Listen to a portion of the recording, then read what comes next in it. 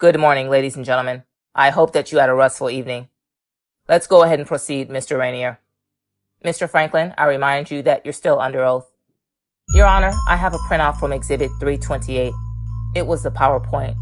It's a photo of all of the defendants and witnesses with names and nicknames. I have produced single sheets. I would like to publish them to the jury. That's fine. Let's proceed, please. Please state and spell your name for the record. Daryl, we left off talking about Kendrick Smothers being shot. I want to go, you had mentioned B being a supply of heroin in Texas. Did there ever come a time where you got a different supply of heroin over there? Yes. Who were you getting supplied from? Some Mexicans. I called them Unc and Cousin. What was the first name? Unc and Cousin. How did you meet these guys? I met them through Kendrick Smothers and a guy called White Boy. How did White Boy and Kendrick Smothers introduce you to these guys? Well, I used to be serving White Boy. White Boy, I had to befriend him. He told me that he had a line, but they just was over in Mexico. When they came back to America, he was going to hook up with them. When they did come back, he didn't really have the funds to get what he really needed. So the Mexicans were charging him $40 for each brick. He told me that they would charge me $55. So when I first went out there, I went out there with $110,000, so I got 2 bricks. That was $30,000 just off the top for him for free. Explain that. Well, if he got me under the impression that they're charging $55, but they're really charging him $40, and I don't know, and I'm giving him $110, he let them know not to say the prices because he's bringing it to me. So they take what they got off the top and they look out for him, because when they go back to their people, sir, you're going to have to speak a little slower, please. Okay.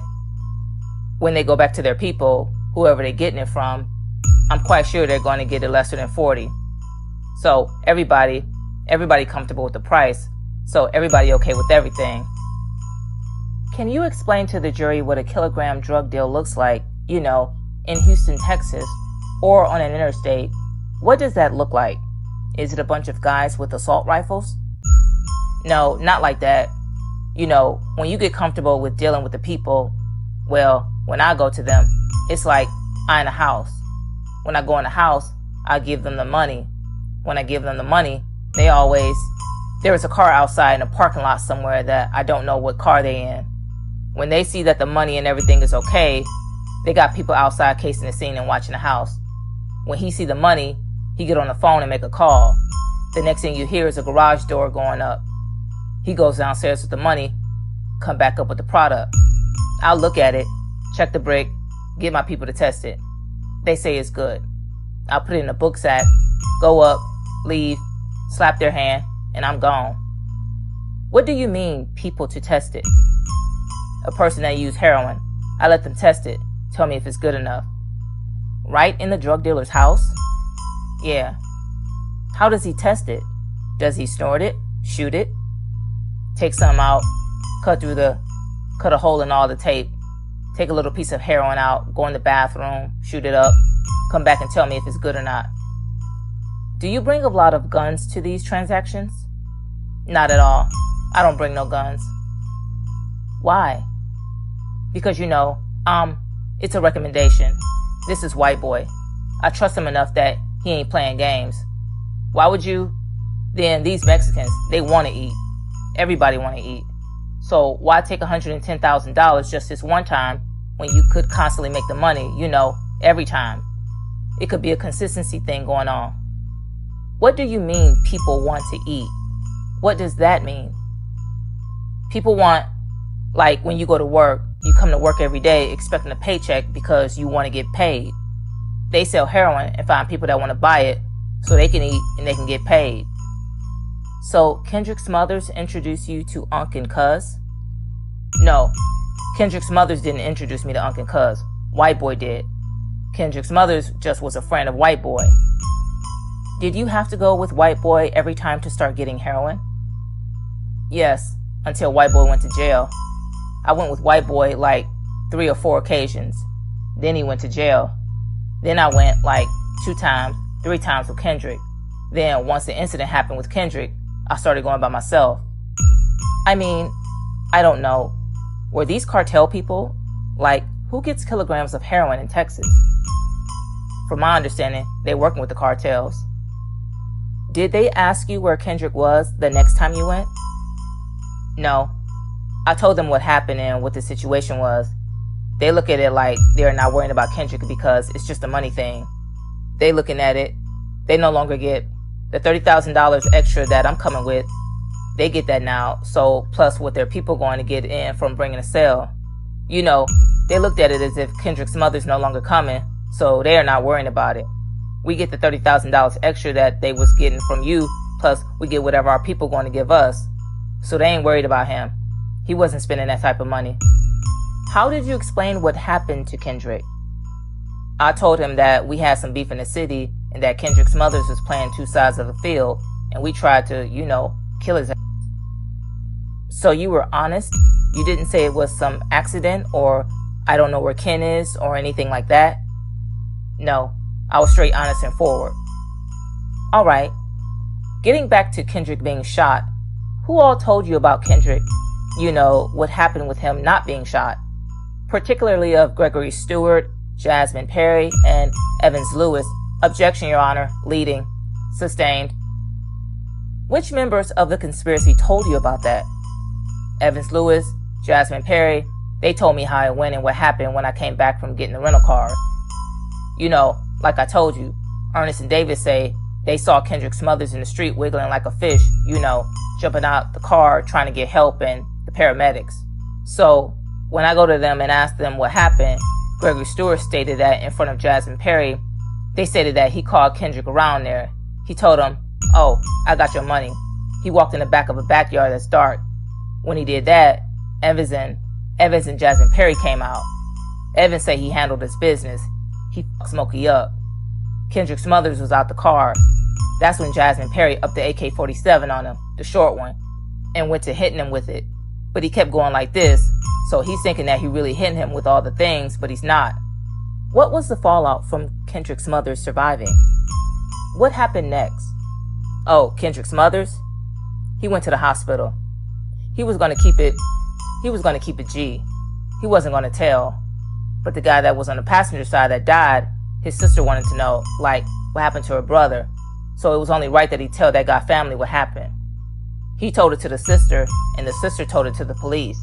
Due to the fact, they was under investigation, the feds had wiretaps on them. So the feds had to come in and blow their cover, and their investigation was over because they had, a murder had happened. So they had to come out. Did anybody get arrested for that murder? Yes.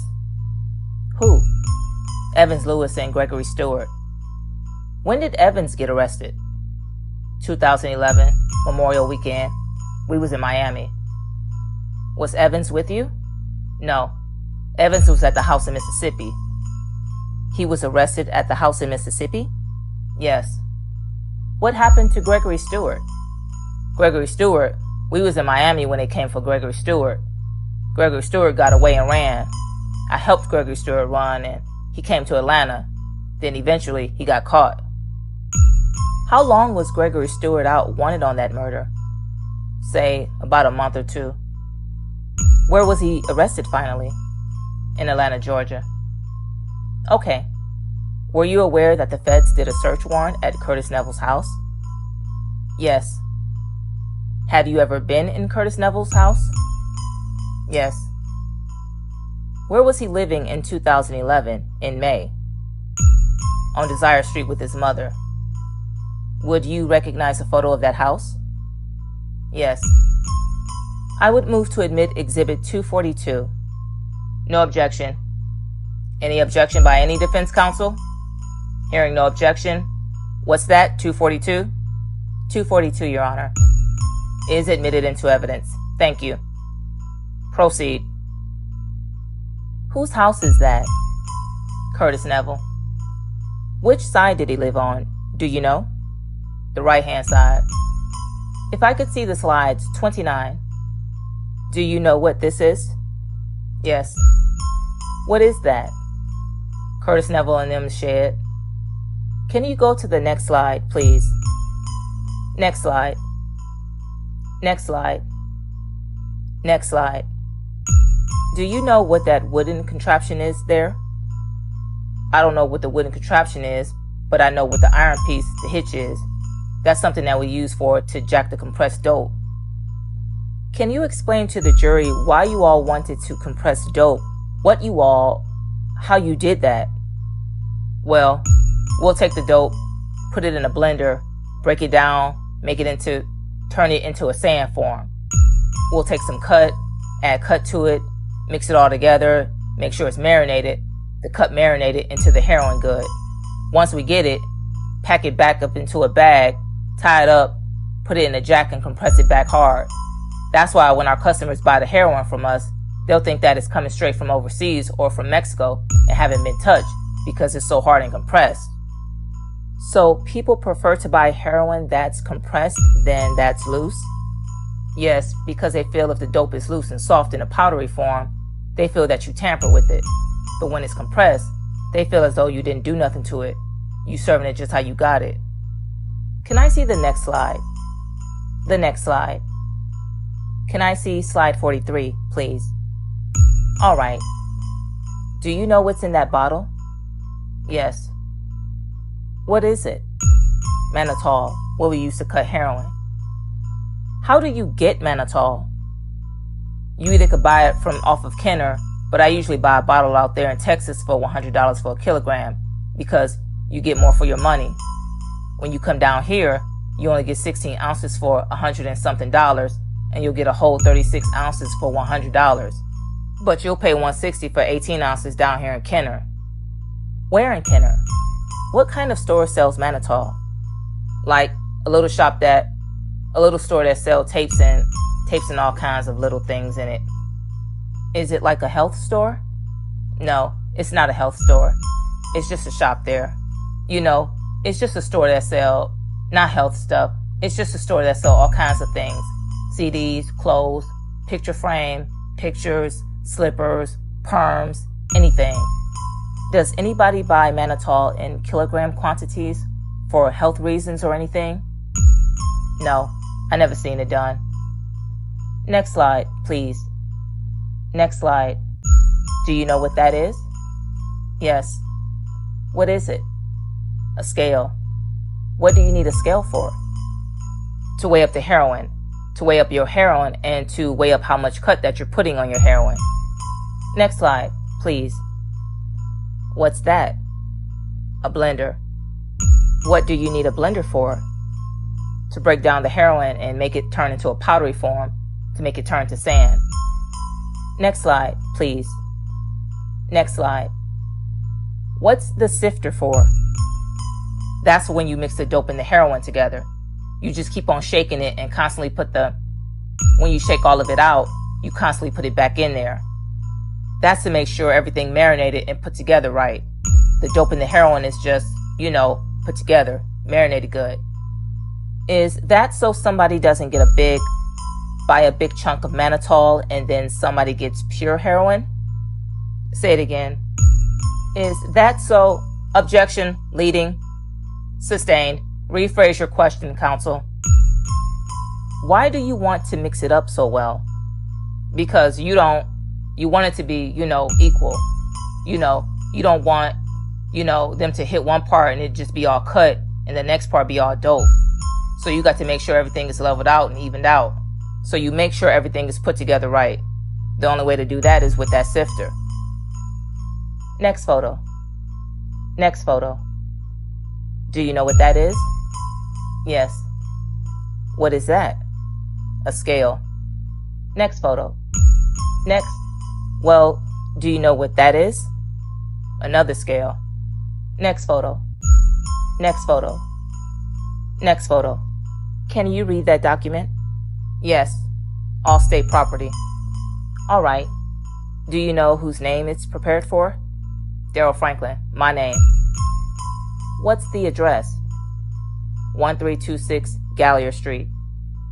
Can I go to slide 68, please? Next slide. What does that look like to you? Heroin and rice. Why rice? Because when you set it on rice, it stops it from falling off. It helps keep the potency in it. Next slide. Next slide. Next slide. The next slide. The next slide. Slide 104, please. There is no 104, excuse me. 103. What's that a photo of? Say that again. What is this a photo of? Heroin sitting on a bag of rice. Okay. What happened after this search warrant? Did people start getting arrested? Yeah. All right. Who got arrested? Evans Lewis. The people went to knocking on doors with pictures and things, showing people looking for Gregory Stewart and Evans Lewis. After Gregory Stewart was arrested, were you still hanging out with Terius Oni? Yes. Did you all ever make a trip to Atlanta? Yes. Who did you go with? I went to... You're talking about after Gregory Stewart after he was arrested. We'll go out there for the Saints. I'll go out there by myself, but I'll meet up with them, for the Saints in Atlanta game. We'll go out there for the Saints in Atlanta game. Did you ever see Terius Oni in Atlanta? Yes. Who else was he out there with? Him and a female. Did you ever go to get tattoos with Terius Oni? Yes. What? Did you get a tattoo? I didn't get no tattoo. Him, Wash, Merle, they had got tattoos. I didn't get any tattoo. Wash is who again? Washington McCaskill. Merle, we have been talking about? Say it again. Merle is Merle O'Fray? Yes. Do you remember what kind of tattoo Terius Oni got? Yes. What did it say? Free Rabbit. Did there come a time when you started investing your drug money into a record label? Yes. What was the name of the record label? Dusty Money. Why did you want to start a record label? To try to clean up our own money and go out on a different route. Would you recognize paperwork from the record label if I showed it to you? Yes. I'd move to admit Exhibit 32. Any objection? No objection. Hearing no objection, Exhibit 32 is admitted into evidence. If you could blow up the part below, follow the dust. All right. Dusty Money Entertainment, LLC. What was the significance of that? To represent that we have money, old money. Who came up with that nickname? A guy named Newton. Again, explain why. What is dusty money? Old money. The money is so old, it got dust on it. That's how long it's been sitting there. So evidently, if money been sitting, you still got everyday needs, and you've taken care of business, and you still got money sitting up. That means you must got a lot of it. Can we go to the next page? The next page. How did you all start this? I mean, did you go down to the Secretary of State and incorporate the record label? No, we had a publisher that we let do it. Do you remember that person's name? Yes. What was the name?